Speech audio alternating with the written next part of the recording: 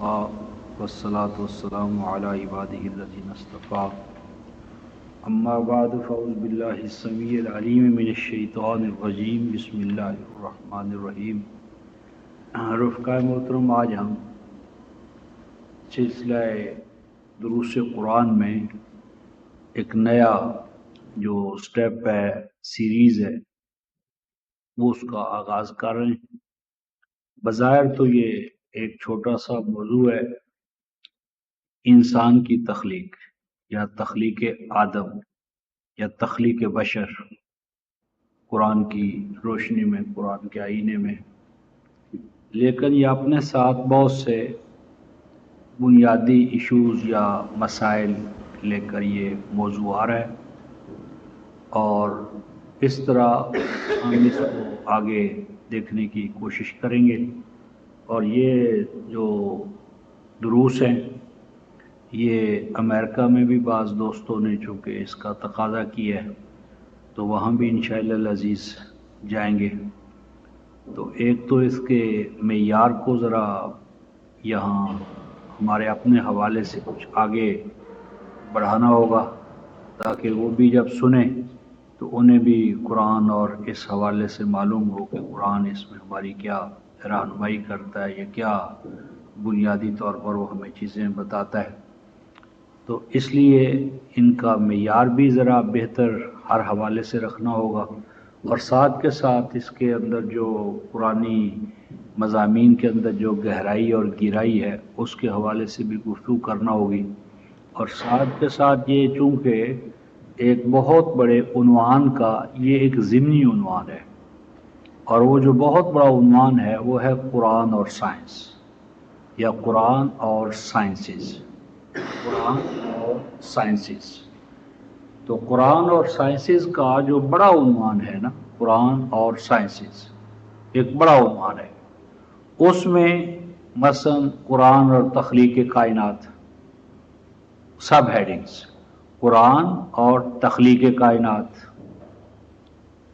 پھر تخلیق کائنات کے بعد قرآن اور ظہور حیات، کہ قرآن جو ہے وہ کائنات کے اندر حیات، لائف جو ہے یہ کیسے آئی، یعنی جو ان آرگینک میٹر، یعنی وہ مادہ جس میں حیات نہیں، شعور نہیں، زندگی نہیں، نمو نہیں، کیمیکلز، تو وہ جو مادیات ہیں، مادی مظاہر ہیں، ان میں حیاتیاتی عمل کیسے شروع ہوا، یعنی پہلا مرحلہ کہ کائنات وجود پذیر کیسے ہوئی، اور عدم محض سے کوئی چیز جو ہے وہ کیسے وجود پذیر ہوئی، فرام نتھنگنیس وجود ہے کیا، اور وجود کا ظہور کیسے ہوا، یعنی کائنات کی تخلیق جو ہے اس حوالے سے قرآن ہماری کیا رہنمائی کرتا ہے۔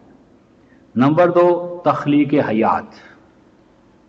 حیات یا ظہور حیات، اپیئرنس آف لائف، کہ اس کائنات کے اندر حیات جو ہے، حیات، اور پھر انواع حیات، سپیسیز آف لائف، انواع حیات جو ہیں، لائف، زندگی کی جو مختلف انواع ہیں، ان کا ظہور کیسے ہوا اس کائنات میں، اور اسی انواع حیوانی کا جو ظہور ہے اس میں شعور والا حیوان اور شعور کے ساتھ خود شعوری والا، یعنی زندگی کا ظہور کیسے ہوا، شعور اس کائنات میں کہاں سے آیا، اور خود شعوری کہاں سے ظہور پذیر ہوئی، یعنی وجود، یہ 4 مراحل بنے، وجود، حیات، شعور اور خود شعوری۔ تو وجود،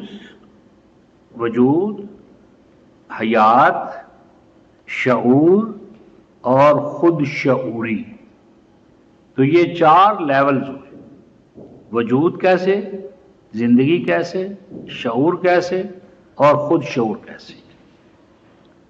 اور یہ جو آخری ہے خود شعوری، یا خود شعوری کا حامل مظہر جسے عرف عام میں انسان کہتے ہیں، یہ آخری سٹیج ہے۔ تو پہلے 3 اساسی سٹیجز ہیں، جس میں کائنات، تخلیق کائنات، تخلیق حیات، تخلیق شعور اور تخلیق خود شعوری۔ تو آج یعنی اگر ان سب پر گفتگو کریں تو یہ تو ایک لمبا عمل ہے، اور ان کے لیے 4 ابواب یا 4 طرح کی نشستیں یا 4 طرح کی سٹیجز میں یہ موضوع جو ہے یہ کور ہو سکتا ہے، 4 سٹیجز میں، 4 مراحل میں۔ تو آج کی جو، اور چونکہ ہمارا جو آبجیکٹ ہے، پیش نہاد ہے، مطمع نظر ہے، وہ تو ابھی تخلیق انسان تھا، تو تخلیق انسان سے پہلے یہ 3 سٹیجز کا یعنی ہمیں سفر طے کرنا تھا۔ تو آج ہم ان 4 سٹیجز میں جو مراحل ہیں عمومی نوعیت کے، ان کو کور کرنے سے پہلے ہم آج کی اس نشست کو ایک جامع عنوان کے تحت لے رہے ہیں، اور وہ ہے قرآن اور سائنس، قرآن اور سائنسز۔ یعنی یہ قرآن اور سائنسز یہ ایک ایسا درس ہے جو اگلے تمام دروس کے لیے ایک زینے کا کام دے گا۔ یعنی جتنے بھی بعد کے دروس اس سلسلے میں آئیں گے، ان سب کے لیے آج کا درس جو ہے وہ ایک اساس اور بنیاد کے طور پر کام کرے گا، اور جو کچھ اس میں ہم کہیں گے وہ بعد کے 4 جو سلسلہ ہے دروس ہیں یا سٹیجز ہیں، ان سے براہ راست اس کا تعلق ہوگا۔ تو آج کی نشست ہماری اگر ہم اسے عنوان دینا چاہیں تو وہ ہے قرآن اور سائنسز۔ اب آئیے سائنسز کیا ہے؟ سائنس کیا ہے رفقا محترم؟ وہ چیزیں جو محسوس ہوتی ہیں، وہ چیزیں جو حواس سے، سینسز سے، یعنی وہ چیزیں جو سینس آرگن یعنی دیکھنا، سننا، چکھنا، یہ جو انسان کے پاس آرگنز ہیں، ان آرگنز سے یعنی حواس سے جو چیزیں محسوس ہو سکتی ہیں، محسوسات کا جو علم، محسوسات کا جو ہماری آبزرویشن کا آبجیکٹ بن سکتے ہیں، وہ چیزیں جو ہمارے مشاہدے کا، حواس کا آبجیکٹ بنتی ہیں، ان کا مطالعہ جو ہے وہ سائنس ہے۔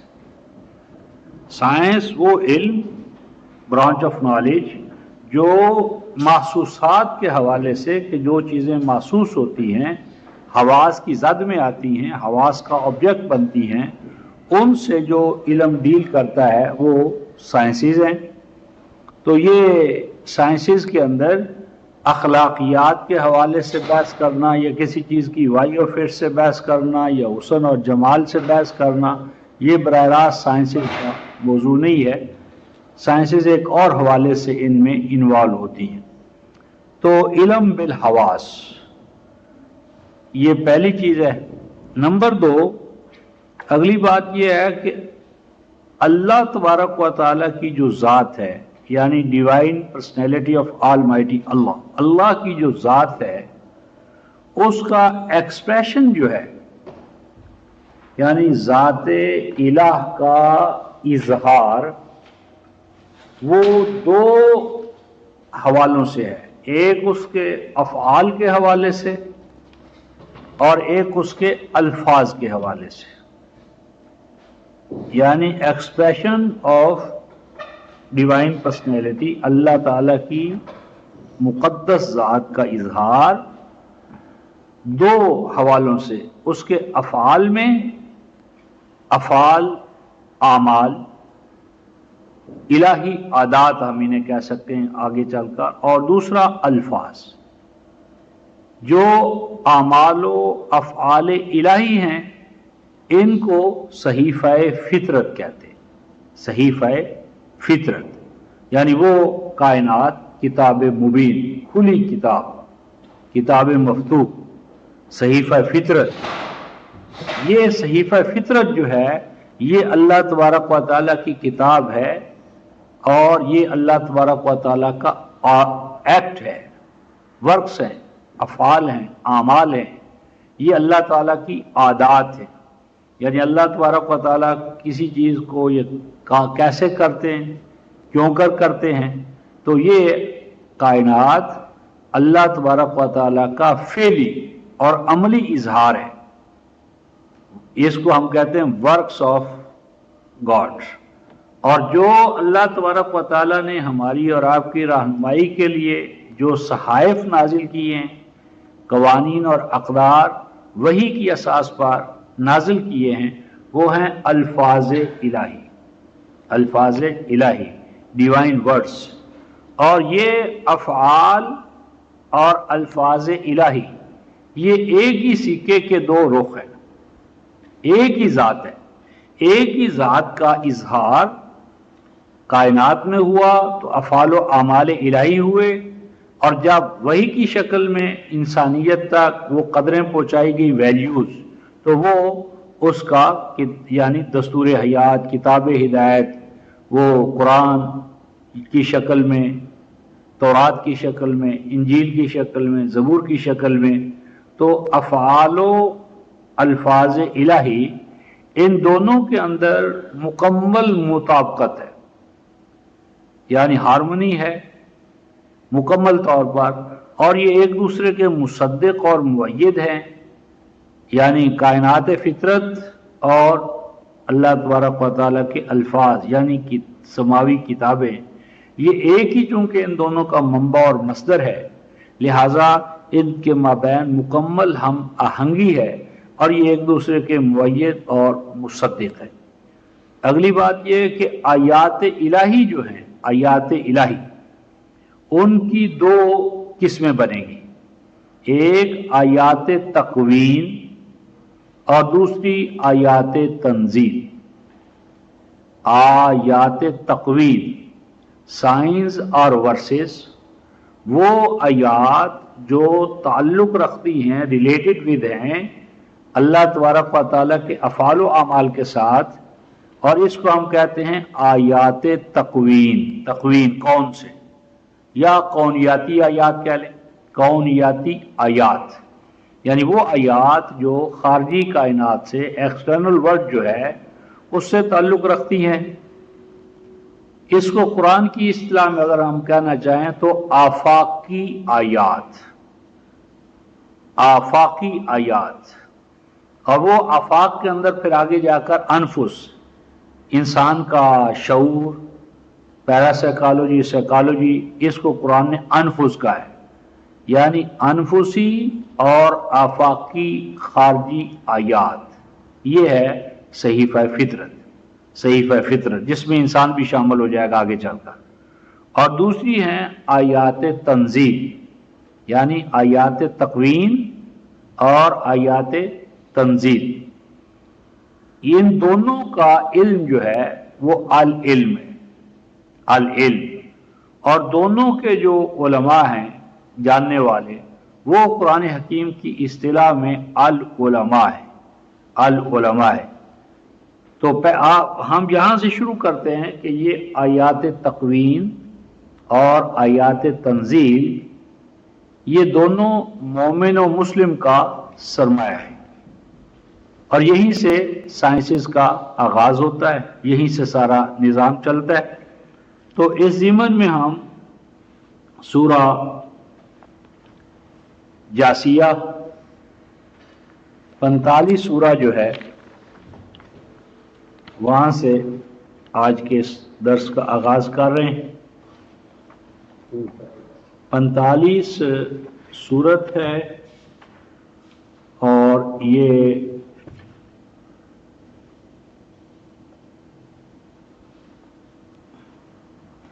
پانچ سو 96 صفحہ ہے، 596 596۔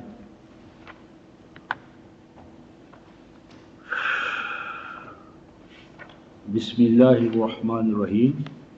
حامیم تنزیل الکتاب من اللہ العزیز الحکیم۔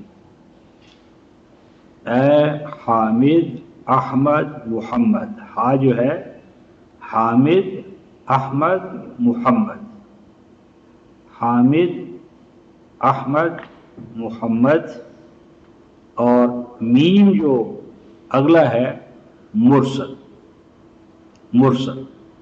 اے اللہ کی حمد کو لے کر اٹھنے والے، اے حمد کے پروگرام اور نظام میں دوسروں سے سبقت لے جانے والے، اور اے اس حامد و احمد کے نتیجے میں پریزوردی ہونے والے، مرسل رسول۔ تنزیل الکتاب، اس دستور حیات کا نازل کیا جانا، من اللہ، اس اللہ کی جانب سے ہے۔ کون سا اللہ؟ العزیز الحکیم، غالب، ساور، غالب، اور الحکیم جس کا غلبہ حکمت پہ مبنی ہے۔ یعنی کتاب الہی کا نازل کیا جانا اس اللہ کی طرف سے ہے جو غالب حکمت والا ہے۔ تو چونکہ وہ غالب ہے، حکمت والا ہے، لہذا اس سے جو چیز صادر ہوگی، جو چیز اس سے صادر ہوگی اس میں بھی لازمی بات ہے کہ غلبہ ہو اور حکمت ہو، کیونکہ الاناء یترشح بما فیہ، جو چیز جس کے اندر ہوتی ہے اس کا اظہار ہوتا ہے۔ تو چونکہ غالب ہے، حکمت والا ہے، لہذا غلبہ اور حکمت اس کتاب کا لازمہ ہے۔ آپ فرماتے ہیں ان فی السماوات والارض لآیات للمؤمنین، فرماتے ہیں بلا شبہ اللہ کے اللہ ہونے اور اس کے غالب ہونے اور اس کے حکمت والا ہونے، اس کے لیے نشانات ہیں، آیات ہیں، آیات ہیں بلا شبہ۔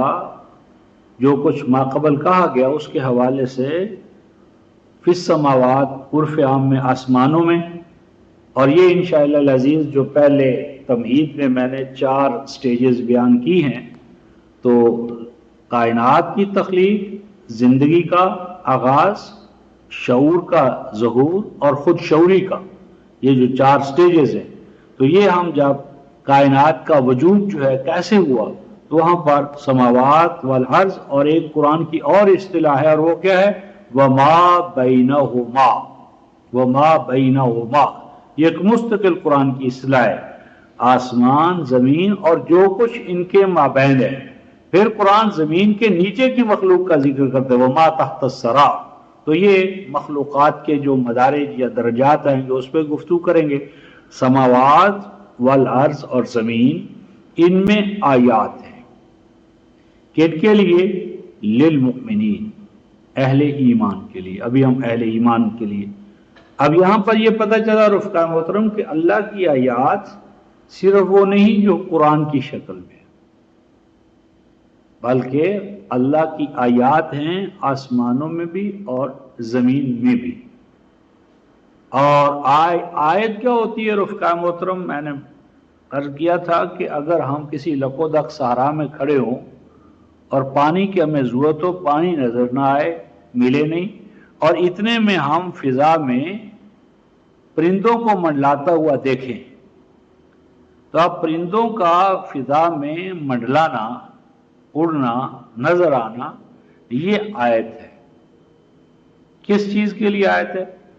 کہ یہاں کہیں نہ کہیں پانی موجود ہے۔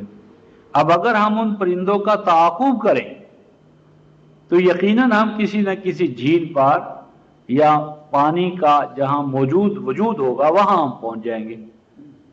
یہ ہے آیت۔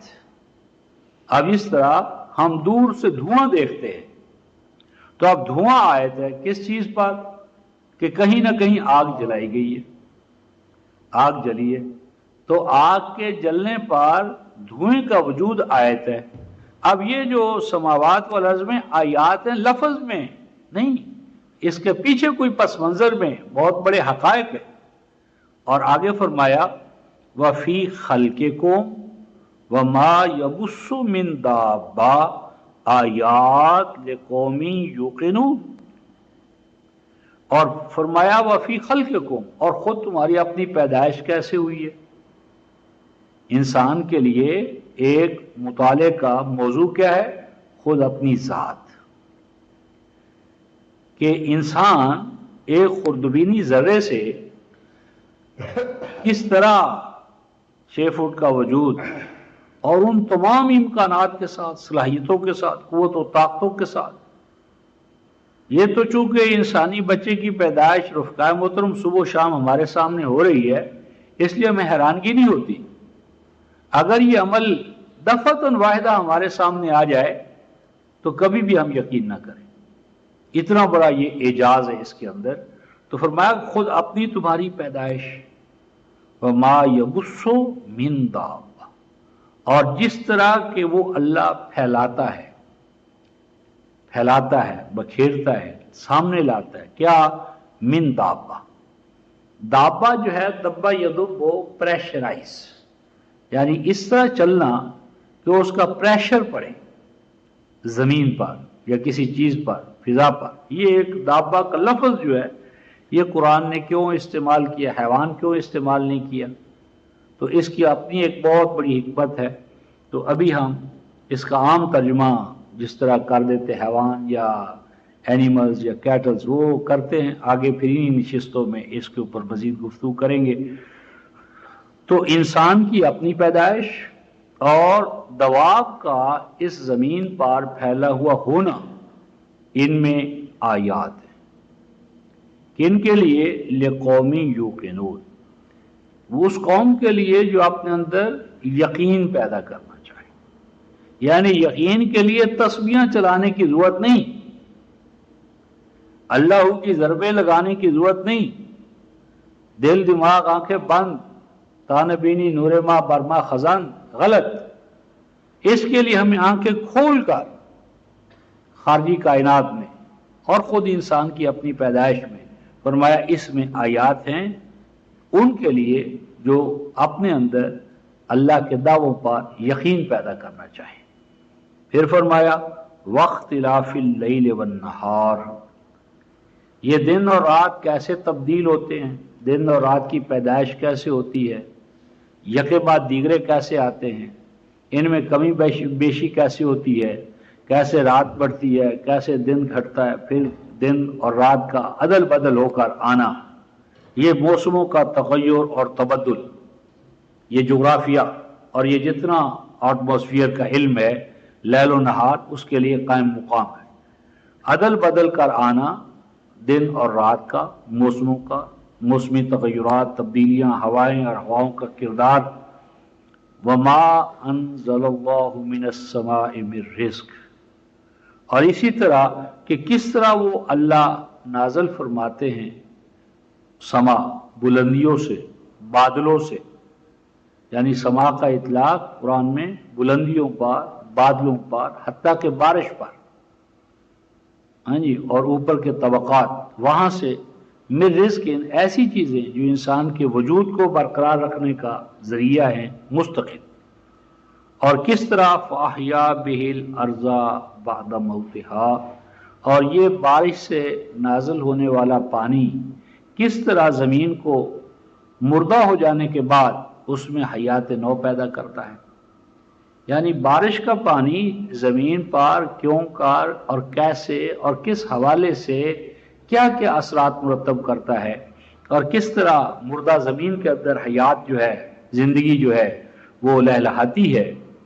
وتصریف الریاح، اور ہواؤں کا ہاں جی عدل بدل ہو کر آنا، آج یہ ہے، آج یہ ہے، اور یہ ہوائیں، یعنی زمین جہاں پر ہم رہ رہے ہیں یہاں سے کہاں کہاں تک ہوائیں ہیں، اور کتنے درجے پر کون سی ہوا ہے اور اس کا خاصہ کیا ہے، ہاں جی، اور ہر ایک کے آگے پھر لوازمات کیا ہیں۔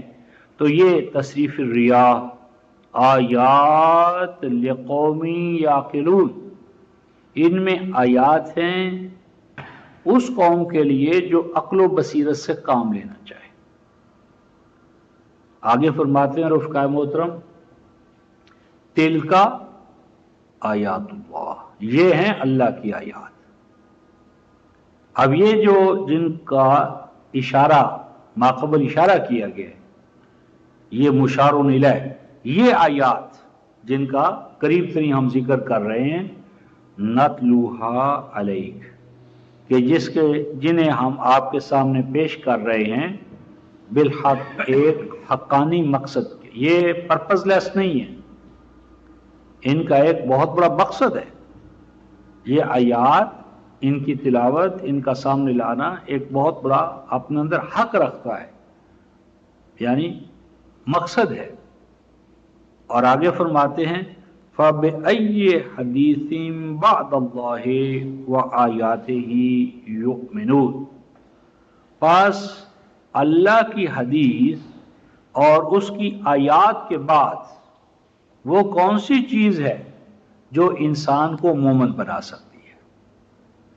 یعنی اللہ تعالیٰ کا ایمان، مکافات عمل کا یقین، اللہ کی صفات حسنہ جو ہیں ان کا یقین پیدا کرنے کے دو ہی ذریعے، حدیث اللہ مراد ہے تنزیلی آیات، اور آیاتی سے مراد یہاں پر آیات تقوین، آیات تقوین اور آیات تنزیل، یہی دو چیزیں ہیں کہ جو اللہ کے وجود پر اور اس کے عزیز و حکیم ہونے پر دلالت کرتی ہے۔ کیوں کہ دونوں کا جو ظہور ہے اسی ایک ذات واحد سے ہوا ہے، ذات واحد ہی سے ظہور ہوا ہے، اور اس کے پیچھے کوئی اور ذات تو ہے نہیں، تو اس ذات واحد کا ظہور اس حوالے سے ہوا ہے۔ تو اس سے یہ پتہ چلا کہ آیات تقوین جو ہے رفقا محترم اتنی ہی اہم ہے جتنی کہ حدیث اللہ، اور اس میں جو اہم بات ہے رفقا محترم وہ ہے تدبر۔ تدبر کس طرح، اس کی میں آپ کے سامنے ایک مثال رکھتا ہوں کہ مثلا 99 سورہ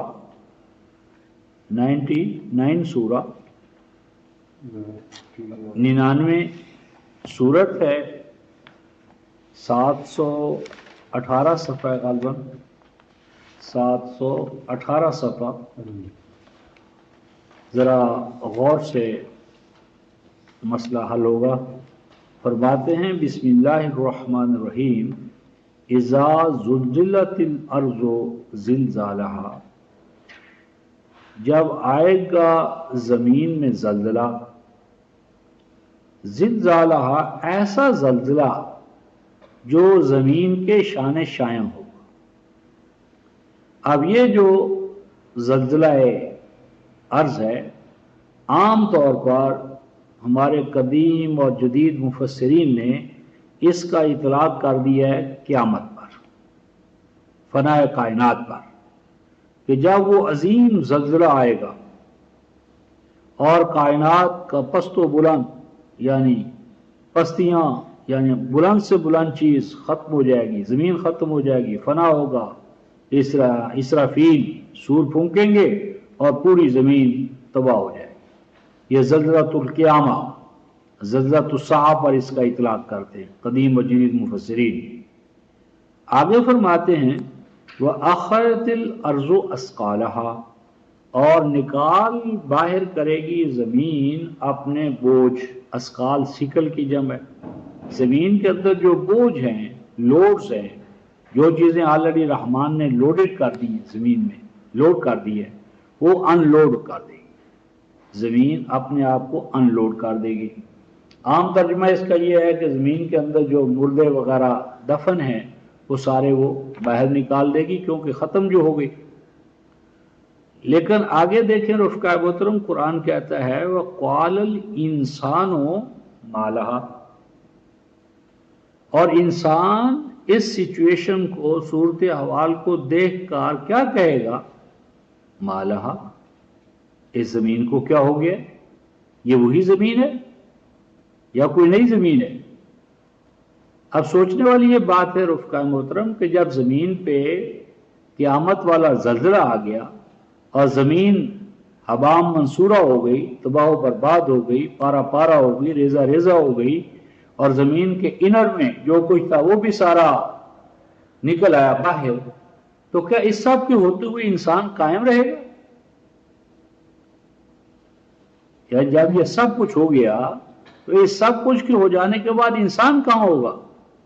وَقَالَ الْإِنسَانُ مَا لَهَا، اور انسان کہے گا کہ زمین کو کیا ہو گیا ہے؟ تو اس کا تو مطلب ہوا کہ زمین بھی موجود ہوگی، انسان بھی موجود ہوگا، کیونکہ کس کو وہ کہے گا ما لَهَا، اس کو کیا ہو گیا ہے؟ یعنی وہ جس کو کہہ رہا ہے کہ اس کو کیا ہو گیا وہ بھی موجود ہوگی اور آل انسان بھی موجود ہوگا۔ یہ میں یعنی جو چیزیں آگے ان دروس میں زیر بحث آنی ہیں اس کی تمہیدات ہے۔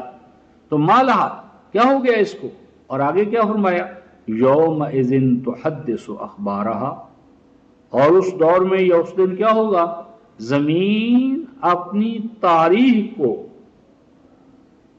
ریویل کرے گی، زمین خبریں بتائے گی اپنی، یعنی زمین کی جس طرح آج بلیک باکس ہوتا ہے نا جہاز کے اندر، کہ وہ آپ سنیں تو وہ سارا کیا تھا کیا نہیں تھا، تو اس زمین کے اندر بھی بلیک باکس موجود ہے۔ اس کائنات کے اندر بھی اللہ تعالیٰ نے وہ چیزیں محفوظ کی ہوئی ہیں، کوڈز، کہ ان کو جب انسان کھولے گا تو پوری یونیورس اپنے نقطہ آغاز سے جو مقام پر وہ ہے وہ ساری تاریخ دہرائے گی۔ سورہ روم میں ہم یہ پڑھیں گے، ایسا ہو کر رہے گا۔ تو یومئذ تحدث اخبارہا، تو زمین اپنی خبریں بتائے گی کس کو؟ انسان کو، آل انسان جس کا ذکر ہے، جو کہے گا نا ما لہا، اس زمین کو کیا ہو گیا ہے۔ تو جب یہ انسان اس حیرت و استعجاب میں کھڑا ہوگا تو زمین اپنی تاریخ کو، اپنے اخبار کو گویا نشر کرنا شروع کر دے گی۔ اور ایسا کیوں ہوگا؟ بِأَنَّ رَبَّكَ أَوْحَىٰ لَهَا، یہ سب کچھ اس لیے ہوگا کہ پہلے سے اللہ تعالیٰ نے یہ زمین کے اندر فیل کر دی ہے، ان میں سے کوئی نئی چیز نہیں ہوگی، یہ پہلے سے اللہ تعالیٰ کے ڈیزائن میں، پروگرام میں یہ ساری چیزیں پہلے سے موجود ہوں گی، اور یہ ایک نظم کے تحت یہ ساری چیزیں آہستہ آہستہ آنا شروع ہو جائیں گی۔ تو میں عرض یہ کر رہا تھا کہ اب یہاں پر اگر ہم آرتھوڈاکس جو ہمارا کنسیپٹ ہے اس کو لے کر چلیں تو کوئی اس کا سیاق اور سباق جو ہے ماقبل اور مابعد جو ہے اس کے اندر کوئی وہ بات نہیں بنتی۔ اسی طرح اس ضمن میں رفقا محترم ایک اور مقام ہم دیکھتے ہیں، یہ مثالیں ہیں اور ان کو ہم کھولیں گے انہی دروس میں۔ تو قیامہ 75 سورہ ہے، 75 سورہ القیامہ، 693 صفحہ ہے، 693 فرماتے ہیں یسأل، یہ آیت نمبر 6، یسأل ایان یوم القیامہ، انسان پوچھتا ہے یا پوچھے گا کہ یوم القیامہ کیسے ہوگا، کیوں کر ہوگا۔ یوم القیامہ کے بارے میں پہلی بات تو ہمارے ذہنوں میں یہ ڈال دی گئی، قیامت فنا کا نام ہے۔ قرآن حکیم نے قیامت کا لفظ بولا، فنا کا لفظ نہیں بولا۔ قیامت، قامہ یقوم و قوم و قیامہ، تو کسی چیز کا کھڑا ہونا ہوتا ہے، دفعتاً واحدہ، یعنی ایک حالت سے دوسری حالت میں دفعتاً واحدہ جب کوئی چیز داخل ہوتی ہے، قیام کرتی ہے، تو وہ القیامہ۔ تو یہ پوری کائنات کی بھی ایک قیامت ہے، نوع انسانی کی بھی ایک قیامت ہے۔ تو یہ سالو انسان سوال کرتا ہے ایان یوم القیامہ، وہ یوم القیامہ جو ہے، وہ القیامہ کا دور جو ہے، وہ اس کی شروعات کیسے ہوں گی، کہاں سے وہ شروع ہوگا۔ ارشاد ربانی ہے فَإِذَا بَرِقَ الْبَصَرُ، تو قیامت کے شروعات میں سے ایک یہ ہے، عام ترجمہ ہمارا یہ ہے فَإِذَا بَرِقَ الْبَصَرُ، کہ جب انسانی آنکھ چندھیا جائے گی، بارق یبرق کو چندھیا جانا، عام ہمارے جو تراجم ہیں وہ یہی ہے کہ انسانی آنکھ چندھیا جائے گی۔ وَخَسَفَ الْقَمَرُ، اور قمر چاند گہنا جائے گا۔ وَجُمِعَ الشَّمْسُ وَالْقَمَرُ، اور چاند اور سورج کو اکٹھا کر دیا جائے گا۔ اب کیا بات بنی کہ انسانی آنکھ چندیا گئی، چاند گہنا گیا اور چاند اور سورج کو اکٹھا کر دیا گیا۔ وہی کہ جس طرح کوئی گیند ہے تو اس کو ایک پلیٹ میں اکٹھا کر دے، جس طرح ہمارا روایتی تصور ہے کہ کوئی صفا پر کھڑے تھے تو چاند آیا، ایک ٹکڑا ایک بغل سے نکل گیا اور دوسرا دوسری بغل سے نکل گیا، اور یہ سورہ القمر کی تفسیر ہو گئی۔ تو چاند کیا ہوا کہ وہ گویا ایک گیند ہے چھوٹا سا، تو اس کے دو ٹکڑے ہوئے، ایک ادھر سے نکل گیا ایک ادھر سے نکل گیا۔ تو چاند اور سورج کیا ہیں؟ دو گیندیں ہیں، جومیہ شمس والقمر، اکٹھا کر دیا جائے گا چاند اور سورج کو، بس۔ تو یہ بات نہیں رفقا محترم، بارقہ یبرق و برقن و بروقن و ابراقن، اس کا معنی ہوتا ہے کسی چیز کو الیکٹریفائی کرنا، کسی چیز کے اندر برقیات کا عمل داخل کرنا، برقانہ جسے ہم کہتے ہیں، برقانہ تو الیکٹریفائی۔ تو قرآن یہ کہتا ہے کہ قیامت کے شروعات میں، نقطۂ آغاز میں یہ بات ہوگی، کیا ہوگی؟ فَإِذَا بَرِقَ الْبَصَرُ، کہ انسانی آنکھ، مجرد جو آنکھ ہے اس کو ہیلپر ملے گا، یعنی انسانی آنکھ برقا لی جائے گی، یعنی انسانی آنکھ کو ایڈز، مدد، ممد و معاون آلات ملیں گے، اور وہ کہاں سے ہوں گے؟ برقیات، کہ جب انسانی آنکھ کو، ویژن کو، سائٹ کو، بصر کو، بصریات، آپٹکس، یعنی بصریات کے اندر تعاون شامل ہو جائے گا، کس کا؟ برق کا، آنکھوں کو ایک مدد ملے گی برقیات سے۔ تو پھر کیا ہوگا؟ وَخَسَفَ الْقَمَرُ، جب انسان یہاں پہنچے گا تو اگلی سٹیج یہ آئے گی کہ چاند گہنا جائے گا، یعنی جب انسانی علم، ٹیکنالوجی اس حد تک ایڈوانس ہو جائے تو آگے فرمایا نتیجہ یہ نکلے گا کہ چاند گہنا جائے گا۔ اب جس وقت رفقائے محترم چاند کی پرستش کرنے والی قومیں سائنسز کے نتیجے میں چاند کے اوپر چلی جائیں گی تو چاند کا معبود ماننا، چاند کو معبود بنانا کسی ہندو کے لیے ممکن رہے گا صادق بھائی؟ نہیں، یعنی جب وہ چاند تک خود پہنچ گئے، چاند کے اوپر چلے گئے، تو اب جب چاند کے اوپر چلے گئے تو اب اس کا معبود ہونا کیسے رہے گا؟ تو فرمایا یہ جا رہا ہے کہ جب انسانی آنکھ برقا لی جائے گی تو وہ گویا وہ دور ہوگا کہ اس کے سامنے قمر جو ہے وہ اپنی معبودیت، الوہیت، وہ گہنا جائے گا، وہ اپنی قدر و قیمت اس حوالے سے کھو بیٹھے گا۔ اور آگے فرمایا وَجُمِعَ الشَّمْسُ وَالْقَمَرُ، اور اس عمل میں یعنی چاند ہی نہیں، سورج بھی اپنی معبودیت کا جو اس کے اوپر حالہ ڈالا ہے، اس کے عبادت گزاروں نے، وہ بھی اسی حکم میں شامل ہو جائے گا، یعنی وہ بھی انسانی آنکھ کے سامنے انسان کی نظروں سے گر جائے گا۔ مراد یہاں پر یہ ہے کہ اس کے اندر جو معبودیت کی جو شان ہے، دیوتا ہونے کی جو شان ہے، وہ ختم ہو جائے گی، وہ ایک خادمانہ حیثیت میں رہیں گے، اور ان کی جو مخدومانہ اور معبودانہ جو حیثیت ہے وہ ساری کی ساری ختم ہو جائے گی۔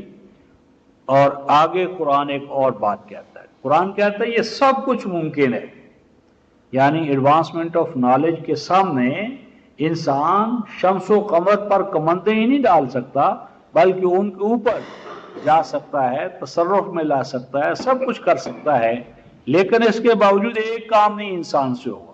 وہ کیا نہیں ہوگا؟ فرماتے ہیں یقول الانسان یومئذ این المفر، یعنی جو سائنس سے اس حد تک ترقی پا چکا ہوگا انسان، ان سب کے باوجود انسان کے لیے امان نہیں ہوگی، امن نہیں ہوگا، اطمینان نہیں ہوگا۔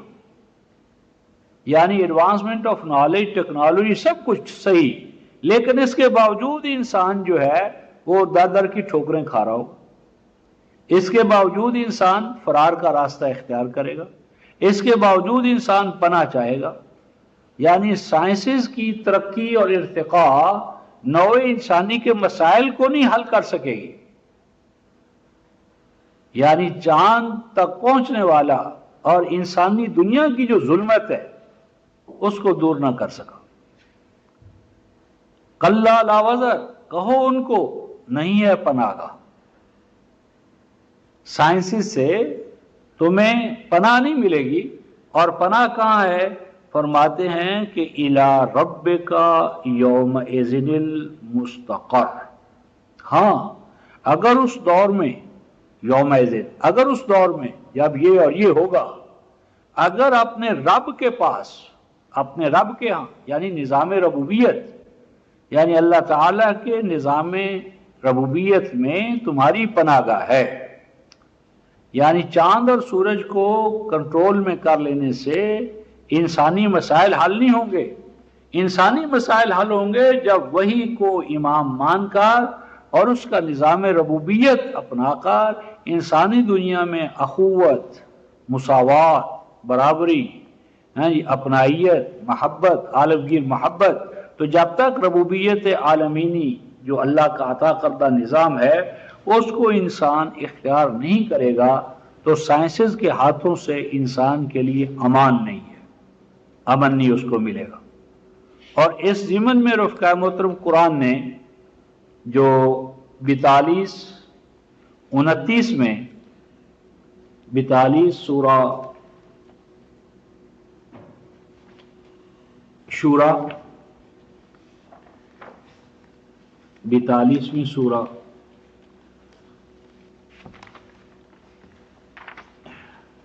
بلکہ اس کے ساتھ پہلے 41-53 دیکھ لیں۔ 41-53 حامیم سجدہ،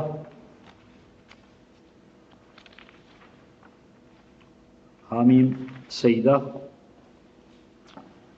یہ 577، ہاں 570 کا آخر۔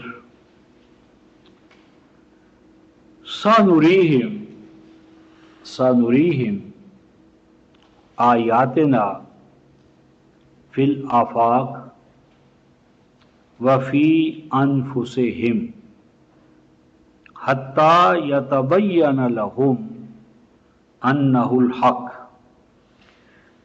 اولم یکف بربک انہ علی کل شیء شہید۔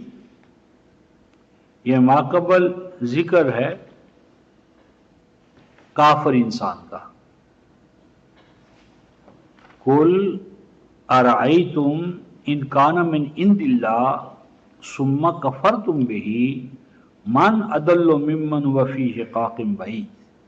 ان سے کہو، غور کرو، کیا تم نے کبھی غور کیا ہے کہ اگر یہ قرآن واقعی اللہ کی طرف سے ہو اور پھر تم اس کا انکار کرو، کفر تم بھی انکار کرو، تو اس انکار کے نتیجے میں تمہاری جدوجہد جو ہے وہ تمہیں ایک دوسرے سے کیوں نہیں پھاڑے گی؟ شقاق بعید، کیوں انسان انسان سے کٹا ہوا نہیں ہوگا؟ انسان انسان کا شکاری نہیں ہوگا؟ انسان انسان کو درندوں کی طرح کیوں نہ چیر کھائے؟ اگر وہ یعنی قرآن کا انکار کرے گا تو نوع انسانی کے اندر اخوت، محبت، پیار، اپنائیت ناممکن ہے۔ انسان شقاق بعید میں مبتلا رہے گا۔ انسان کو شقاق بعید سے صرف اس کا اللہ کا کلام اور اس کا نظام نکال سکتے ہیں، اور اگر یہ نہیں تو پھر شقاق بعید ہے۔ آگے فرماتے ہیں سنریہم آیاتنا، ہم دکھائیں گے، یعنی اللہ تعالیٰ ایسا انتظام فرمائیں گے، ایسے حالات پیدا ہوں گے، ایسا اس کائنات میں ابھار، تغیر اور تبدیلی آئے گی، ہم ان کو دکھائیں گے۔ اور ہم کا قریب ترین جو ریفرنس ہے کن کے لیے؟ منکرین کے لیے، مومنین کے لیے نہیں۔ ان منکروں کو جو قرآن کے کلام الہی کے منکر ہوں گے ہم ان کو دکھائیں گے۔ سنریہم، دکھائیں گے، سمجھائیں گے، بتائیں گے، ڈسکور کروائیں گے۔ ارایری راتن، کہاں کیا دکھائیں گے؟ آیات، اپنے نشانات، وہ نشانات کہاں ہوں گے؟ فی الآفاق، آفاق سے مراد ہے ایکسٹرنل ورلڈ، خارجی کائنات، اس میں فزکس، کیمسٹری، ہاں جی، علم الفضا، جتنا ہے خارجی کائنات جو کچھ ہے، اس میں ہم اپنی آیات دکھائیں گے۔ اور آگے فرمایا وفی انفسہم، انفس کے اندر انسان کی اپنی ذات کی پیدائش، شعور کیسے آیا، خود شعوری کیسے آئی، اس میں انسان کی نفسیات، تاریخ، قانون، اخلاق، ایمانیات، کفر، یہ جتنا بھی انسان سے براہ راست جو ریلیٹڈ سائنسز ہیں، خارجی کائنات ایکسٹرنل، آؤٹ سائڈ، یہ آفاق، اور انفس انسان کا داخل، انسانی ذات، اس میں سوشیالوجی، اکنامکس، معیشت، معاشرت، سیاست، لا، قانون، اخلاق، جتنے بھی انفس میں یہ سارے علوم آتے ہیں۔ اور آگے قرآن کہتا ہے حتی یتبین لہم، یہ سائنسز، ان کی ڈسکوریز اس حد تک ہوں گی، اس حد تک یہ ایکسپلوریشن اور یعنی نالج جو ہے، علم جو ہے، آیات الہی جو ہے، اس حد تک ان کا مشاہدہ کروایا جائے گا ان دونوں فیلڈز کے اندر، حتیٰ کہ ابھر کر ان کے سامنے آ جائے گا، حتیٰ یتبین، یہاں تک ابھر کا نمایاں ہو کر کہ ان کے سامنے لہم، منکرین کے سامنے، ایسے سائنٹسٹ جو وجود الہی کا انکار کرتے ہیں، قرآن کے کلام کے سامنے آ جائے گی، نمایاں ہو جائے گی، یعنی وہ اتنی سامنے ابری ہوئی حقیقت ہوگی کہ اس کا انکار ان کے لیے ممکن نہیں ہوگا۔ ابھرے ہوئے حقائق، کب تک ان کا انکار کرو گے؟ حتی یتبین لہم انہ الحق، کہ جو کچھ کلام الہی میں ہم نے کہا ہے that is reality, that is real, یہ کوئی یعنی کسی کا خواب نہیں ہے دیوانے کا، یہ حقائق ہے، ریئلٹی ہے، حقیقت ہے۔ اور آگے مومن کو دلیل دی، فرماتے ہیں اولم یکف بربک، اے مومن کیا تیرے لیے یہ بات کفایت نہیں کرتی؟ کیا کافی نہیں ہے تیرے لیے یہ بات کہ جو یہ رب کہہ رہا ہے کہ ایسا ہوگا،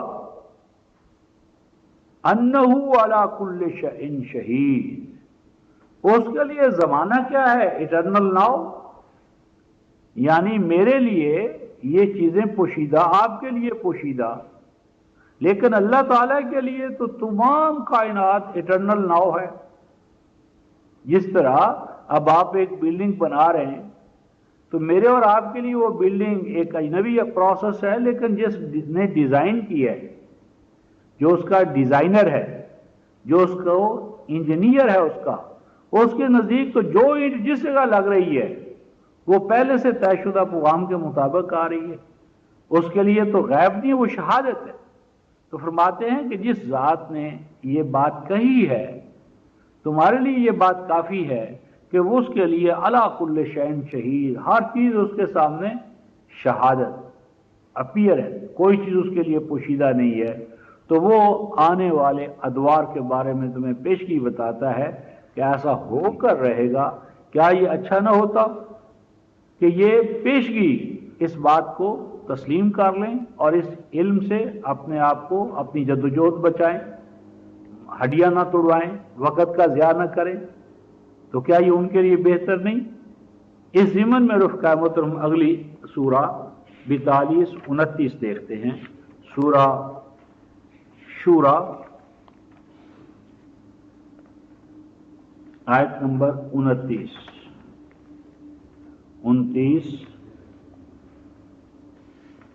582 صفحہ۔ ارشاد ربانی ہے وَمِنْ آیاتِهِ، وہی بات، آیات،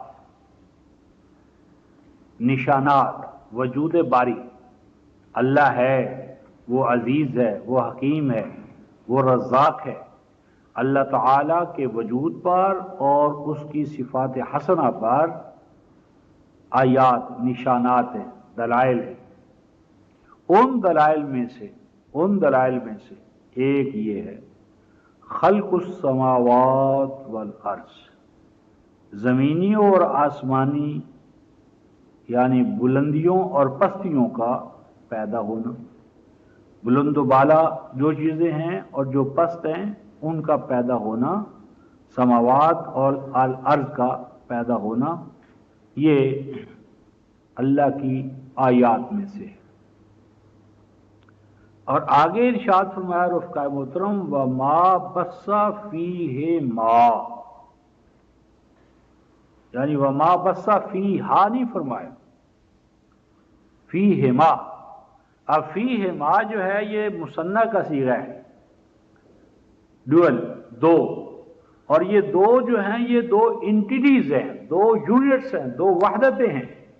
ایک یونٹ سماوات اور دوسرا یونٹ جو ہے وہ الارض، یعنی دو وحدتیں ہیں، دو لیولز ہیں تخلیق کے، ایک سماوات اور دوسرا الارض، اور ان سماوات اور الارض کو ایک دوسرے کے آمنے سامنے رکھا اور فرمایا وما بث فیہما، اور اس کی اللہ کی وجود اور عزت اور غلبے اور حکمت کے حوالے سے نشانات ہیں، ان یعنی کائنات پست و بلند کا پیدا کیا جانا، سماوی اور ارضی قروں کا پیدا کیا جانا، اور یہ اور جو کچھ کہ اس نے پھیلایا، بکھیرا، پیدا کیا، ڈالا، بسایا، ان دونوں سماوات میں بھی اور الارض میں بھی۔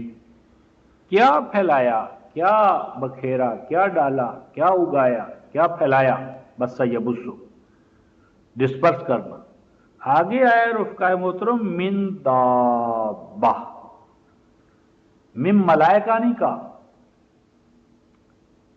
یعنی اگر ملائکہ ہوتے تو انسان کیسے، سماوات پر بھی ملائکہ ہیں۔ قرآن حکیم دابہ کا سماوات کے ساتھ بھی اور الارض کے ساتھ بھی، سماوات پر بھی دواب ہیں اور الارض پر بھی دواب ہیں۔ اور آگے ایک نئی بات کیا فرمائی رفقائے محترم وَهُوَ عَلَى جَمْعِهِمْ، اب یہاں جمعہم، اور وہ اللہ ان دونوں سماوات کے دواب کو بھی اور الارض کے دواب کو بھی جمع کرنے پر، یعنی ان سماوات والوں دواب نے بھی اور ان الارض والے دواب نے بھی آپس میں جمع ہونا ہے، ان کا ایک میٹنگ پوائنٹ ہے، ان کے لیے ایک طے شدہ پیغام ہے کہ دونوں نے آپس میں ملنا ہے، کمیونیکیشن ہے، رابطہ ہے، ایک دوسرے کے ساتھ جمع اجتماع ہونا ہے ان دونوں کا، سماواتی دواب اور زمینی دواب۔ فرماتے ہیں اذا یشاء قدیر، یہ بھی اللہ تعالیٰ اپنی مشیت میں اس کے پیمانے ٹھہرا چکے ہیں، اٹ ہیز بین میئرڈ، یعنی یہ پہلے سے پروگرام اللہ تبارک و تعالیٰ کے ہاں سے طے شدہ ہے کہ سماوات اور الارض کے دواب کے لیے اجتماع کا ہونا ناگزیر ہے، یہ دونوں جمع ہوں گے۔ پہلے تو سماوات کے اندر بھی دواب کا ہونا، الارض کا تو طے شدہ ہے، وہ تو ہر آدمی آنکھوں سے دیکھ رہا ہے، سماوات کے اندر بھی دواب ہیں، اور سماواتی عرض اور ارضی دواب کا آپس میں ملاپ ہو کر رہنا ہے، یہ اللہ تعالیٰ کی غالب مشیت ہے جو پوری ہو کر رہے گی۔ اچھا، اب جب سماوات کے اندر دواب ہوں گے تو کیا پانی نہیں ہوگا؟ اس ضمن میں 24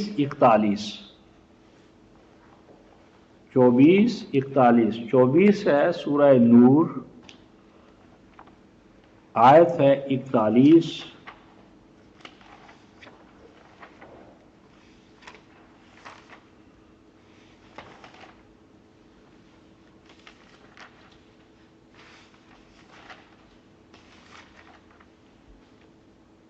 یہ 425،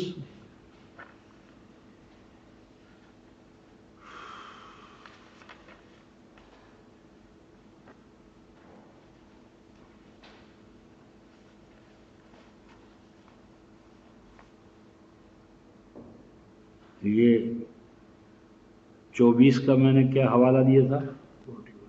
41، یہ 41 نہیں، یہ 45 ہے، 24 45۔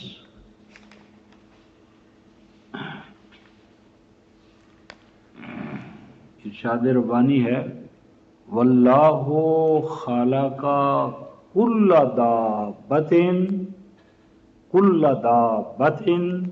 من ماء،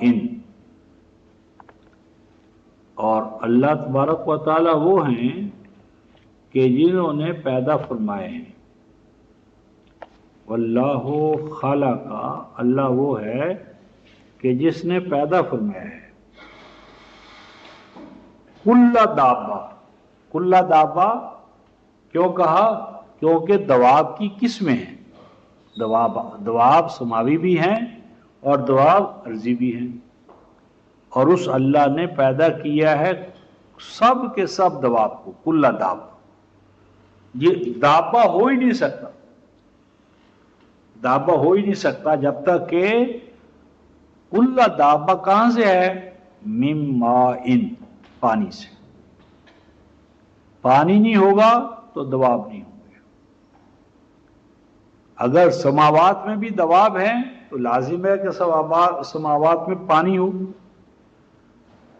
اور پھر قرآن سے ہم دیکھیں گے کہ سماوات وَمِنَ الْأَرْضِ مِثْلَهُنَّ، سبع سماوات وَمِنَ الْأَرْضِ مِثْلَهُنَّ، سورہ طلاق میں یہ حقائق آئیں گے۔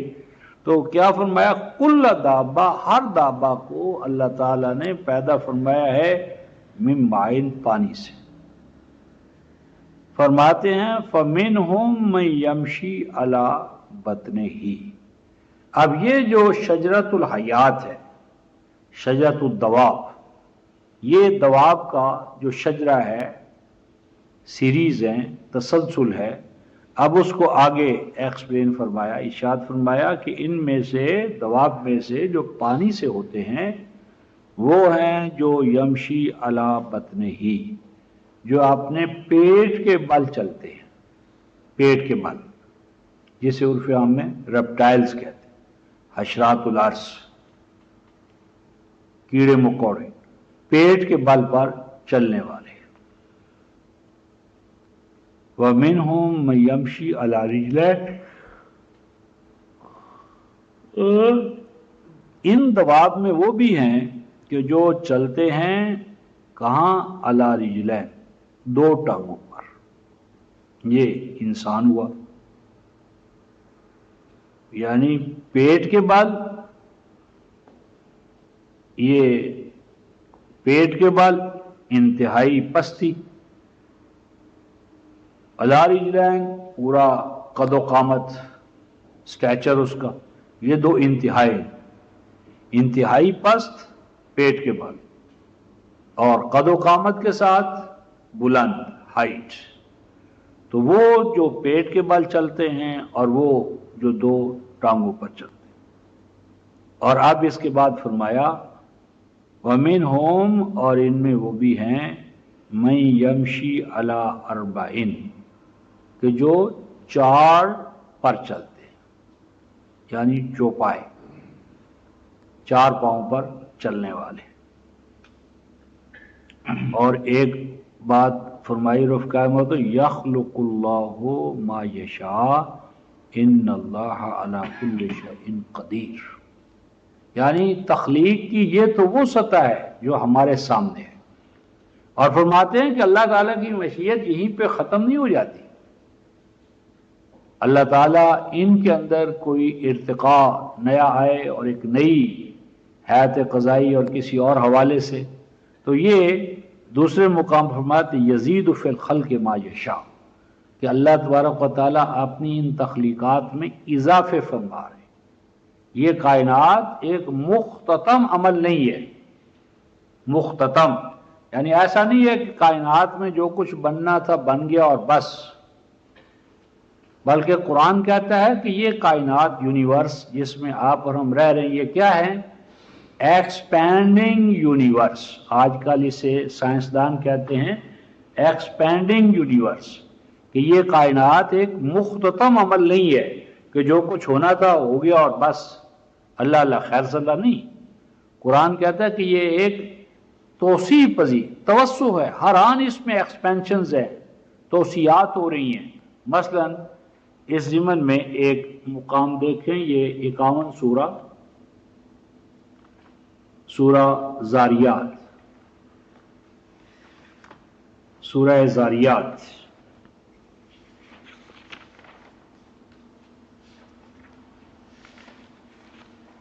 47ویں آیت ہے. یہ 625 صفحہ ہوگا غالباً، 625 صفحہ. وَالسَّمَاءَ بَنَيْنَاهَا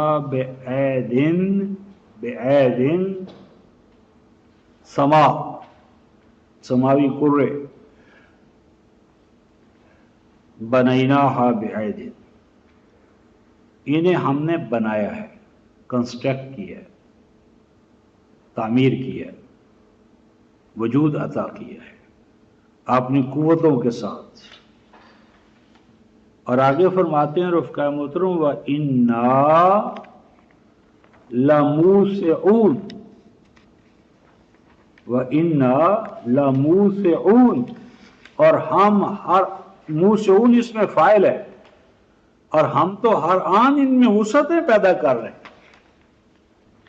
وَإِنَّا، اور بلا شبہ ہم، لَمُوسِعُونَ، ان میں وسعتوں پر وسعتیں ہو رہی ہیں.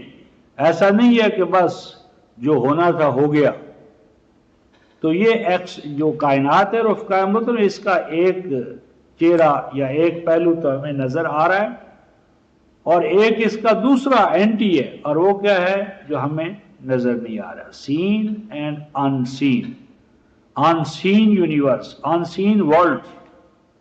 تو لارڈ ایڈنگٹن نے اسی پر پورا اپنا جو اس کا کام ہے، ان سین، غیب و شہود، وہ دنیا جو نظر آ رہی ہے، اور وہ دنیا جو اب تو میٹر کا بھی اینٹی میٹر، اس دنیا کا بھی ایک اینٹی ہے، مصنع ہے. یہ یہاں آئے گا آگے، وَمِن كُلِّ شَيْءٍ خَلَقْنَا زَوْجَيْنِ لَعَلَّكُمْ تَذَكَّرُونَ فَفِرُّوا إِلَى اللَّهِ إِنِّي لَكُمْ مِنْهُ نَذِيرٌ مُبِينٌ.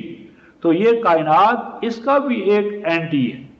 قرآن نے اس کا عالم الغیب والشہادہ، وہ جو سامنے کی دنیا اور وہ جو انسی، نظروں سے جو پوشیدہ ہے، اور وہ پوشیدہ جو ہے وہ نظروں کے سامنے لائی جا رہی ہے.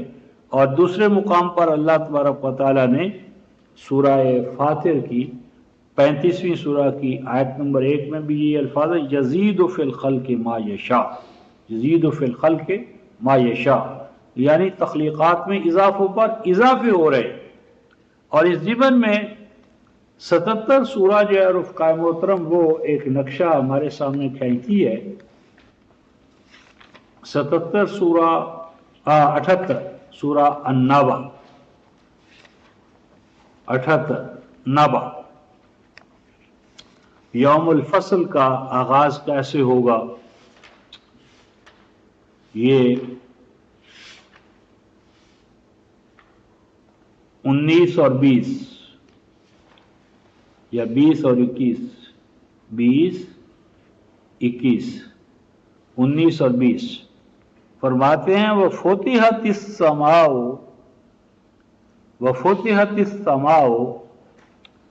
فَكَانَتْ أَبْوَابًا وَسُيِّرَتِ الْجِبَالُ فَكَانَتْ سَرَابًا. یوم الفصل کیا ہوگا؟ وَفُتِحَتِ السَّمَاءُ، سما، آؤٹر سپیس، یہ جو سپیس ہے اس کو کیا کیا جائے گا؟ فتح، کنکویسٹ آف سپیس. سپیس، سما، یعنی زمین کی فتوحات تو ہمارے سامنے ہیں، نپولین، ہٹلر، چنگیز خان، ہلاکو خان. اور قرآن کہتا ہے یہ دور وہ ہوگا کہ فتحت السما، کہ سماوات کو فتح کیا جائے گا، سیاروں پر، سیٹلائٹ پر فتوحات کا دور ہوگا۔ فاتح اور مفتوح قوم میں فتوحات، فتحت السما، سما کو فتح، اور آگے فرمایا فقانت ابوابا، دے ول بی گیٹس، مینز، اور ایک سما سے اس کو فتح کیا تو وہاں وہ ٹیکر نہیں بیٹھے گا، اس سے اگلے میں، اس سے اگلے میں، اس میں اگلے میں، تو یہ سماوات فتح ہوں گے، اور سماوات کی جو فتح ہے وہ آگے ابواب کا کام کرے گی۔ وَسُيِّرَتِ الْجِبَالِ، اور پہاڑ جو ہیں، جو بظاہر ایک جگہ ٹکے ہوئے، جمے ہوئے، گڑے ہوئے نظر آتے ہیں، ان پہاڑوں کو کیا کیا جائے گا؟ سُيِّرَتِ الْجِبَالِ، ڈائنامیٹ کرنا۔ اور یہ جو ہم روڈز، یہ بجری، یہ پہاڑوں کے ٹکڑے ٹکڑے کر کے، اور ایک جگہ کا پہاڑ کہاں سے کہاں پہنچ رہا ہے، فَقَانَتْ سَرَابًا، اور یہ زمین کے جتنے پہاڑ ہیں یہ اپنے مقام کو چھوڑ دیں گے۔ اس کی کئی صورتیں ابھی ہم انہی دروس میں انشاءاللہ ہیں۔ یہی جو ہے یوم الفصل کا آغاز، یوم الفصل کا آغاز، اور اس میں جو آگے ہے 84 سورہ، کہ یہ جو فتوحات سماوات کے حوالے سے جو ہوں گی، تو اس کو قرآن حکیم نے یہ کہا کہ یہ 84 سورہ انشقاق، کلا، یہ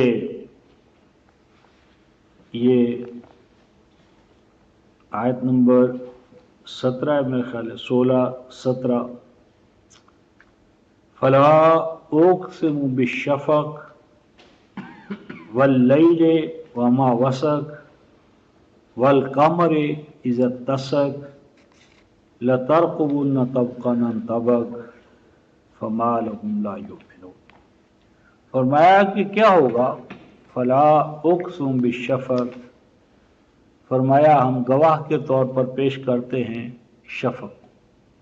شفق غروب آفتاب کے وقت جو روشنی رہ جاتی ہے، جو دلیل ہوتی ہے کہ سورج ابھی ابھی غروب ہوا ہے،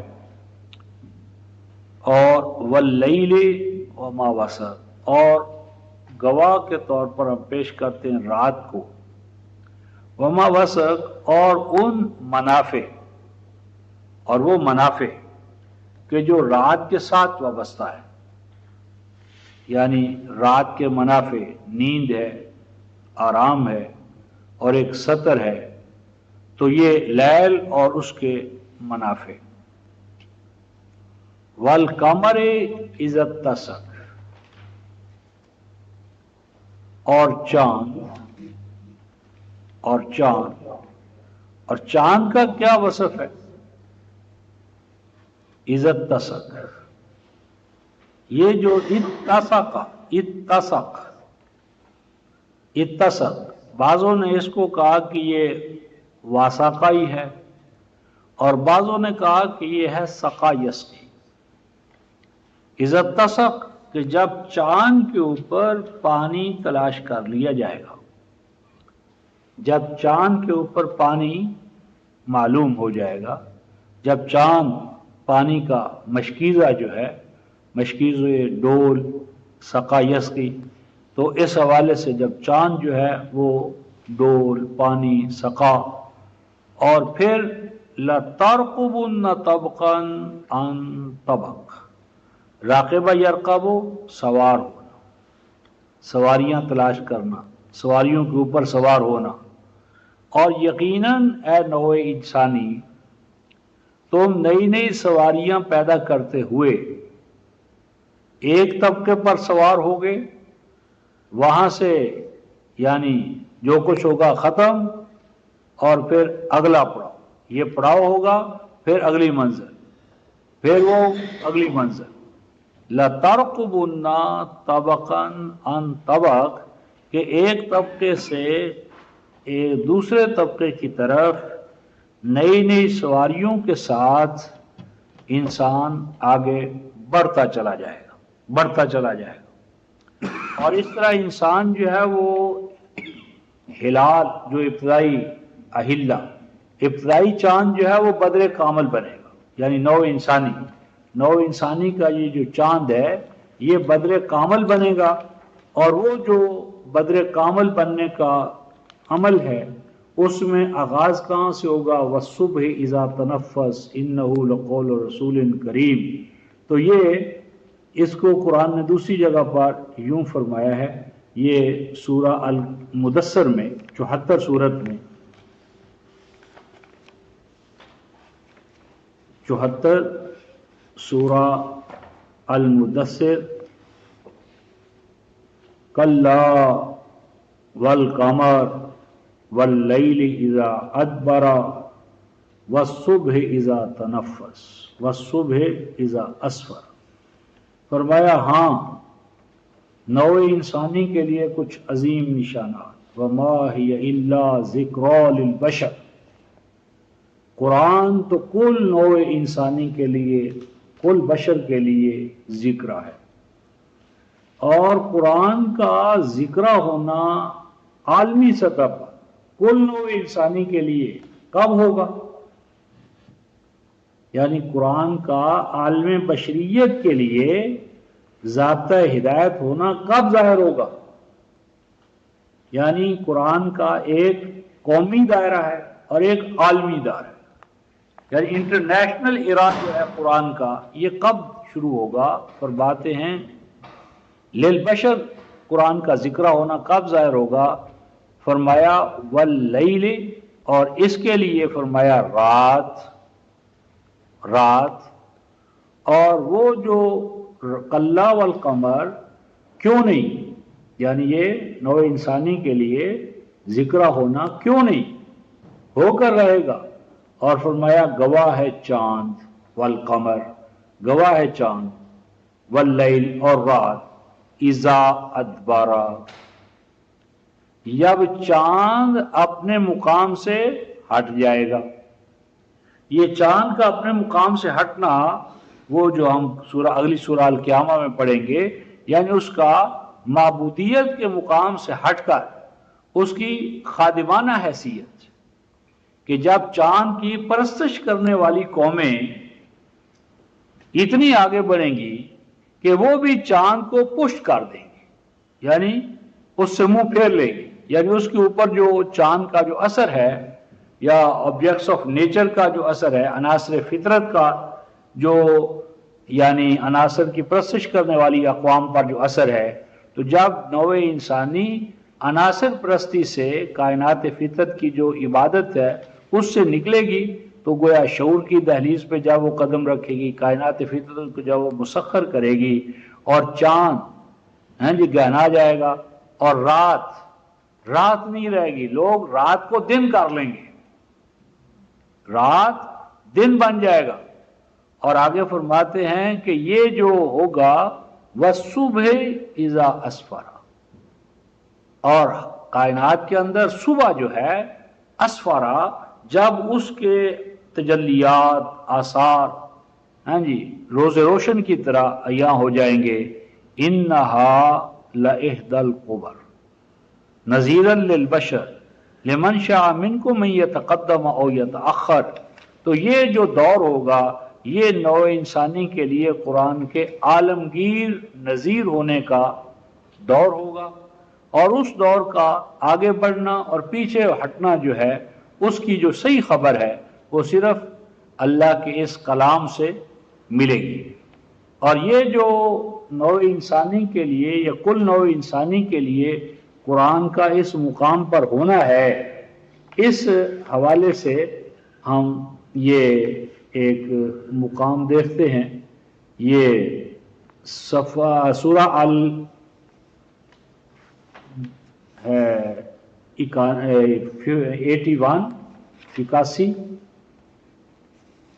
81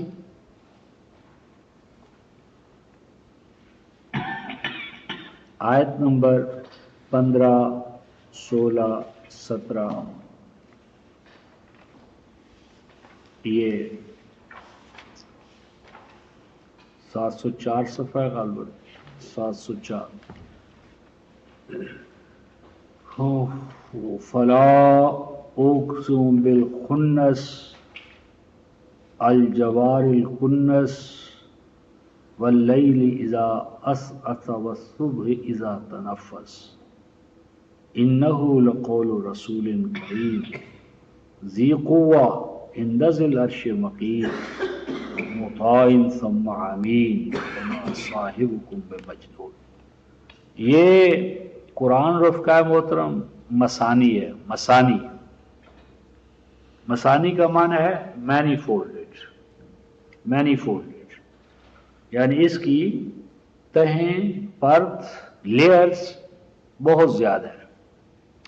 سائنسز کے حوالے سے لو تو ایک اور دنیا ہے، سوشل سائنسز کے حوالے سے لو تو ایک اور دنیا ہے، فرد کے حوالے سے دیکھو تو ایک اور پہلو ہے، جماعت کے حوالے سے دیکھو تو ایک اور پہلو ہے، معیشت ہو، معاشرت ہو، سیاست ہو، اخلاق ہو، تو ہر حوالے سے قرآن کا ایک الگ اینگل، یہ ایک زاویہ نظر، یہ ایک پہلو سامنے آتا ہے۔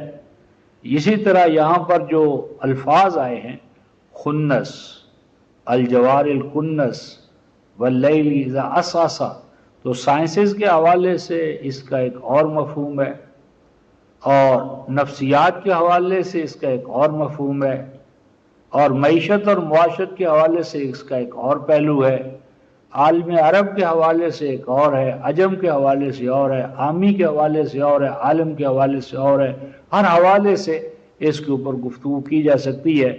تو ابھی ہم اپنے قریب ترین جو سائنسز کا موضوع ہے اسی حوالے سے یہ بات کرتے ہیں۔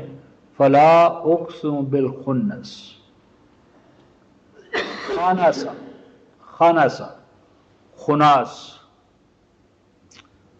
یہ ابھی ہم نے 24:45 میں یہ دیکھا تھا کہ واللہ خلق کل دابۃ من ماء، کہ کل دواب کہاں سے پیدا ہوئے ہیں؟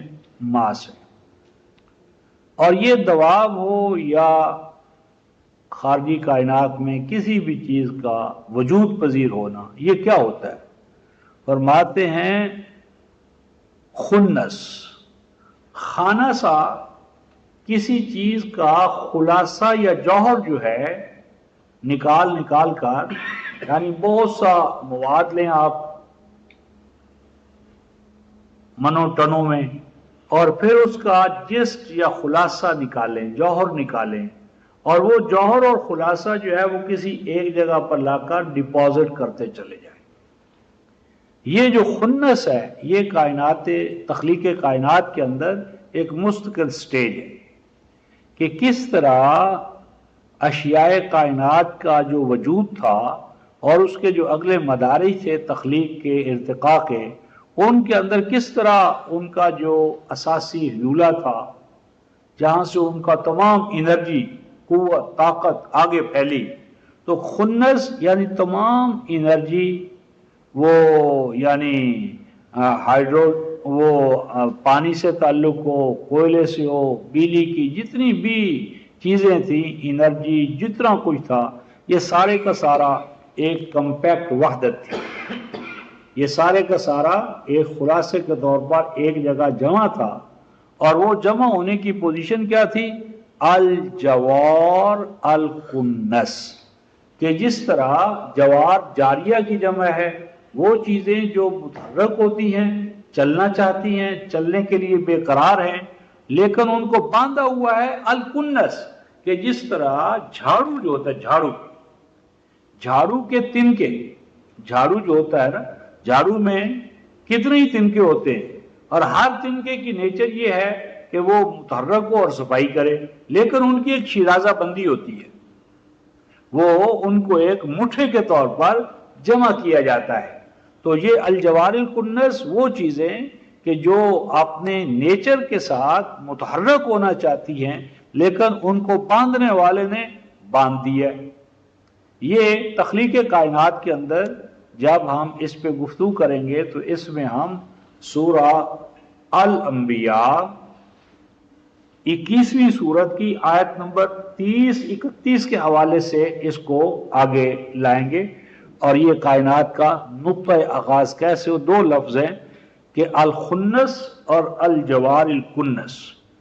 پھر فرمایا واللیل اذا عسعس، اس وقت کائنات پہ سمجھو کہ ایک تاریکی تھی، لیل تھی، اور وہ لیل کیا ہوا، اذا عسعس، کہ وہ جو لیلیت جو تھی اس کو جب پھونک مار کر دور کر دیا گیا، یعنی عدم تھا، ایک ڈارکنیس تھی، ہاں جی، اور وہ جو ڈارکنیس کا پورا ماحول تھا، عدم محض کا ماحول تھا، اس کو یوں سمجھو کہ جس طرح پھونک مار کر اس کو اڑا دیا گیا۔ والصبح اذا تنفس، اور یوں سمجھو کہ وجود کا ایک سانس پھونک دیا گیا۔ والصبح اذا تنفس، یوں سمجھو کہ جس طرح صبح آتی ہے تو صبح جب آتی ہے تو سانس لیتی ہے، تو اسی طرح کائنات کے اندر ایک آغاز اس طرح ہوا کہ جس طرح سانس، کائنات کے اندر ایک سانس کی کیفیت پیدا ہو گئی۔ اور آگے فرماتے ہیں کہ یہ جو خنس کا، جوار الکنس کا، لیل کا عسعس ہونا، صبح کا تنفس کرنا، یہ فرمایا کہ کسی معمولی بات نہیں۔ اِنَّهُ لَقَوْلُ رَسُولٍ کریم، یہ جو قول ہے یہ ایک ڈگنیفائڈ، کرامت والا میسنجر جو ہے، یہ اس کا قول ہے، یعنی وہ تمہیں یہ بات پہنچا رہا ہے علم الہی کی بنیاد پر، اور وہ قوت والا ہے علم اور غلبے کے حوالے سے، اور عرش والے کے ہاں اس کا بڑا مقام ہے، یعنی عند اللہ وہ وجیہ ہے، ڈگنیفائڈ ہے، کرامت والا ہے۔ اور آگے فرمایا مطاع، اس کی اطاعت کی جاتی ہے، اطاعت کی جانی چاہیے، اس کی جو باتیں ہیں وہ اس قابل ہیں کہ ان کو انسان فالو کرے۔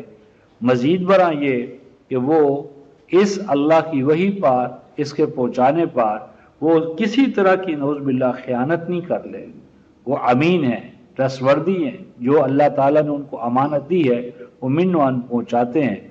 اور آگے فرماتے ہیں ما صاحبکم بمجنون، اور جو رفیق ساتھی تمہارے یہ حقائق تم تک پہنچا رہے ہیں، یہ کسی دیوانے کا خواب نہیں ہے۔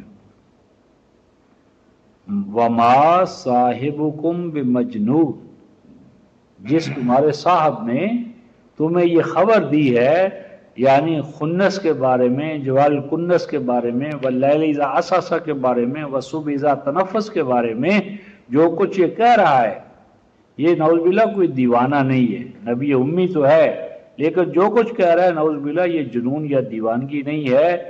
وَلَقَدْ رَآهُ بِالْأُفُقِ الْمُبِينِ، ایک بلند مقام پر، ایک بلند یعنی چیز پر کھڑے ہو کر اس نے تو ان حقائق کا مشاہدہ کیا، یعنی اسے وحی کے حوالے سے ان چیزوں کا، حقائق کا مشاہدہ کروایا گیا، اس نے ان کو دیکھا ہے۔ وَمَا هُوَ عَلَى الْغَيْبِ بِضَنِينٍ، اور جو کچھ غیب کے یہ پردے اس پر بر بنائے وہی کھولے گئے ہیں، تو ایسا نہیں ہوا کہ اس نے ان کو اپنی ذات تک محدود کر لیا ہو، بخیل بن گیا ہو، اپنی ذات تک اس کو پریزرو کرے اور مخلوق کو ان علوم سے، حقائق سے آگاہ نہ کرے۔ وہ غیب پر یعنی سانپ بن کر جس طرح انسان مال پر بیٹھ جاتا ہے، تو نعوذ باللہ ایسا نہیں ہوا، وہ غیب کے بارے میں کوئی بخل سے کام لینے والی ذات نہیں ہے۔ اور وما هو بقول الشیطان الرجیم، اور اے یعنی ارباب قریش تم اس رسول کو سمجھ رہے ہو کہ اس پر کوئی کاہنوں کی طرح کوئی تخریبی قوت ہے جس کے قبضے میں ہے اور اس کی بنیاد پر سجا اور اس طرح کی عبارتیں، ایسی بات نہیں ہے۔ فَأَيْنَ تَذْهَبُونَ، ایسے قرآن کے آ جانے کے بعد تم کون سا مذہب اختیار کرو گے، کون سا وے آف لائف ہے جو تمہیں نجات دے گا، منزل مراد تک پہنچائے گا۔ اور آگے فرمایا ان هو الا ذکر للعالمین. یہ حقائق جب کھلیں گے تو پتہ چلے گا کہ یہی تو دراصل وہ ذکر ہے جو تمام اقوام عالم کے لیے، یعنی یہ بائبل کی طرح یا انجیل کی طرح بنی اسرائیل کا کوئی مسئلہ نہیں ہے، یہ کل نوع انسانی کے لیے ذکر ہے، ذکر للعالمین ہے. تو قرآن کا یعنی جو عالمی طور پر فرقان ہونا ہے، عالمی طور پر جو اس کا ذکر ہونا ہے، یہ اس دور کی گویا شروعات ہیں جس میں یہ اور یہ اور یہ ہوگا. تو اس طرح رفقا محترم ایک فیز ابتدائی طور پر ہم قرآن اور سائنسز کے حوالے سے ایک تھوڑا سا رواں تبصرہ جس طرح کہہ سکتے ہیں اس کی یہ آج کی نشست تھی. اور چونکہ یہ میں نے جس طرح کیا کہ یہ 4 نشستوں میں اس کو لانا چاہیے، لیکن اب اگلا رمضان چونکہ یعنی 10 دن کے بعد، تو اس لیے اس سے پہلے ہماری جو نشستیں ہیں 1 یا 2 نشستیں جو ہوگی اس میں ہم کوشش کریں گے کہ تخلیق بشر کے حوالے سے، تخلیق انسان کے حوالے سے ایک نشست بھرپور ہو جائے. تو اس کے بعد پھر رمضان کے گزرنے کے بعد دوبارہ ان نشستوں کا آغاز کریں گے اور رمضان میں ترجمانی قرآن جو ہے اس کو انشاءاللہ سامنے لائیں گے. تو آخر دعوانا ان الحمدللہ رب العالمین.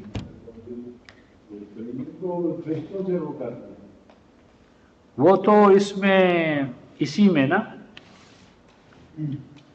یہ جو اس سے پہلے 80 سورت ہے عباسہ، تو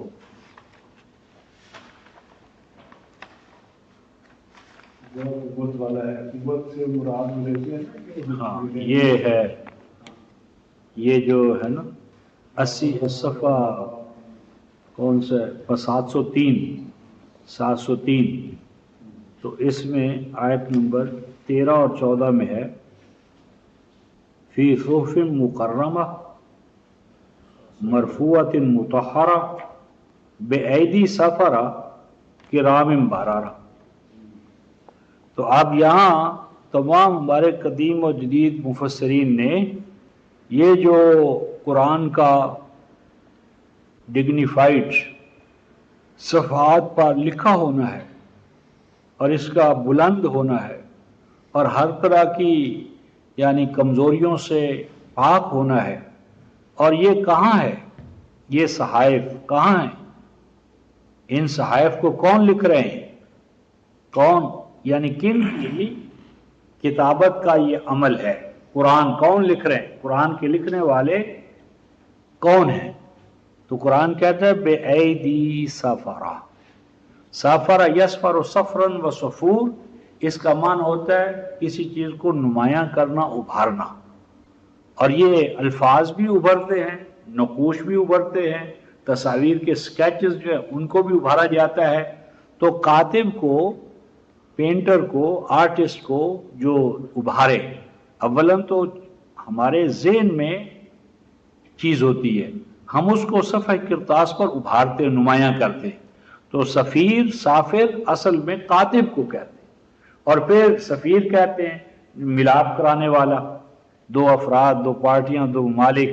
تو بیعیدی سفرہ صحابہ کرام ہیں، قرآن کے کاتب ہیں جن سے کہ رسول اللہ صلی اللہ علیہ وسلم نے قرآن لکھا، اور یہ صبح و شام قرآن کی کلاسز ہوتی تھی. تو آگے جو فرمایا ہے کرام بررہ، یہ سفیر جو قرآن کے ہیں، قرآن لکھنے والے، یہ کریم ہیں، یعنی معاشرے کے ڈگنیفائڈ نوبل پرسنز. اور آگے فرمایا بررہ، بار کی جمع ہے، یعنی کریم النفس بھی ہیں اور اصحاب خیر، دوسروں کو نفع پہنچانے والے، دوسروں کے لیے فیضان، احسان. تو یہ اب جو کرام بررہ سفرہ، اب یہ کیا کر دیا، یہ ملائکہ ہے، یعنی ملائکہ کے ہاتھوں قرآن لکھا جا رہا ہے. کہاں؟ عرش پر.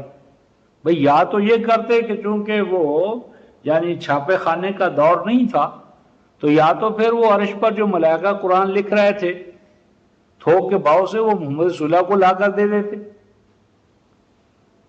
کہ اس طرح یعنی تبعات کیا، جو کم ہونا تھا اس کی کمپنسیشن ہو جاتی کہ عرش کے سے لکھے ہوئے ملائکہ کے یہ نسخے تقسیم کرتے چلے جاؤ.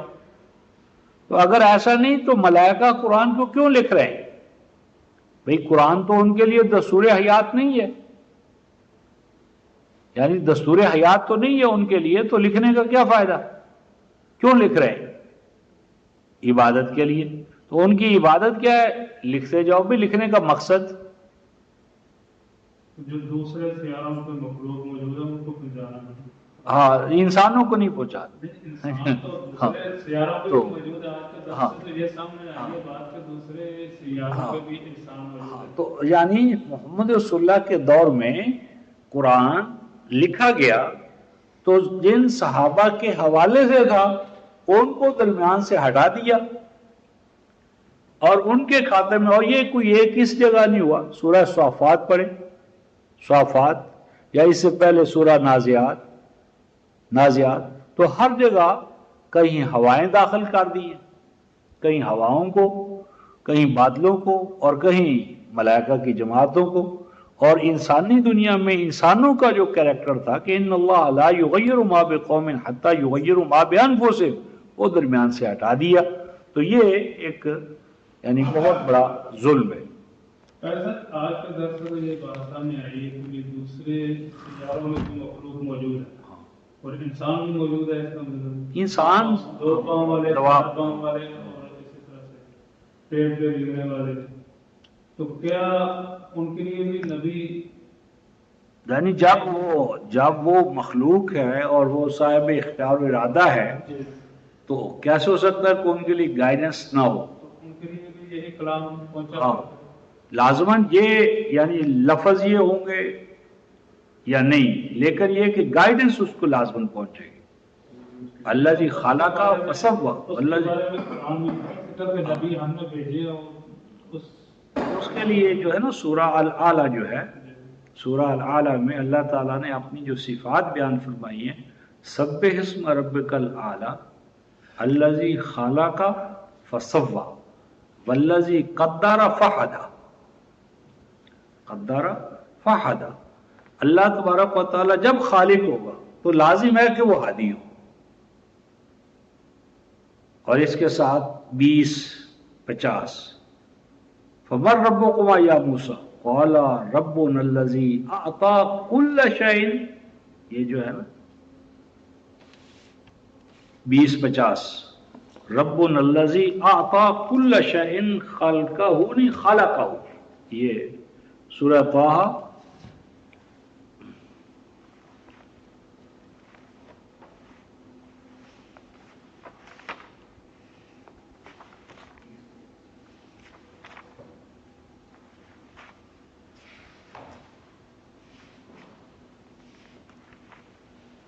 یہ 378 صفحہ. قال فمن ربکما یا موسیٰ قال ربنا الذی اعطی کل شیء خلقہ، خالقہ نہیں خلقہ، کہ اللہ وہ ہے کہ جس نے کل شیء، جس چیز کو بھی خلق کیا ہے اسے ایک چیز عطا کی ہے. کیا؟ خلق و پیٹرن، کالم، سٹرکچر.